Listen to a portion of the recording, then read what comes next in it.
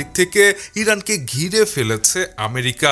এটা তো পুরাতন খবর, তবে নতুন খবর হলো মার্কিন যুক্তরাষ্ট্রের এই সাজানো নরকের আগুনের একেবারে কেন্দ্রে রয়েছেন ইরানের সর্বোচ্চ নেতা আয়াতুল্লাহ আলী খামেনি।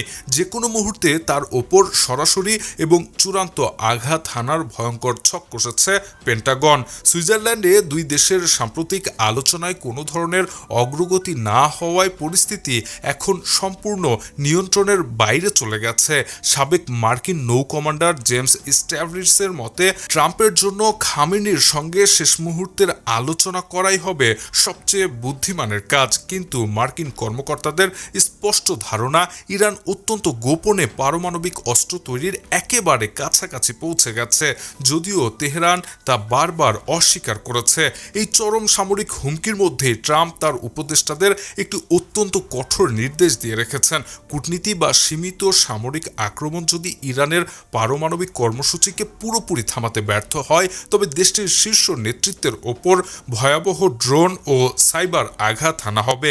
এই ধ্বংসাত্মক পরিকল্পনার অংশ হিসেবে ইরানের শক্তিশালী বিপ্লবী গার্ডকে টার্গেট করে মার্কিন হামলা চালানো হতে পারে এবং অত্যন্ত সংবেদনশীল পারমাণবিক স্থাপনা এবং ব্যালিস্টিক ক্ষেপণাস্ত্র কর্মসূচিকে সরাসরি লক্ষ্যবস্তু করার চূড়ান্ত সিদ্ধান্ত নিয়েছে ট্রাম্প প্রশাসন। ট্রাম্প স্পষ্টভাবে জানিয়ে দিয়েছেন যে সামরিক পদক্ষেপ নেওয়া হবে কিনা তা আগামী 10 দিনের মধ্যেই পুরো বিশ্ব দেখতে পারবে।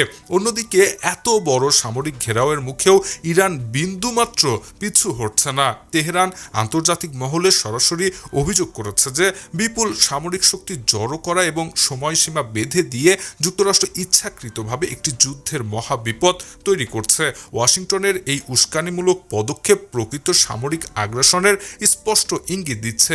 ইরান চরম হুঁশিয়ারি দিয়ে সাফ জানিয়ে দিয়েছে যে তাদের উপর একটি আঁচড় লাগলেও তার একেবারে সুনির্দিষ্ট ও ভয়ঙ্কর জবাব নিশ্চিতভাবেই দেয়া হবে, যা পুরো মধ্যপ্রাচ্যকে এক ভয়ঙ্কর যুদ্ধের ধ্বংসস্তূপে পরিণত করতে পারে। Shahriar Alam, EBD news.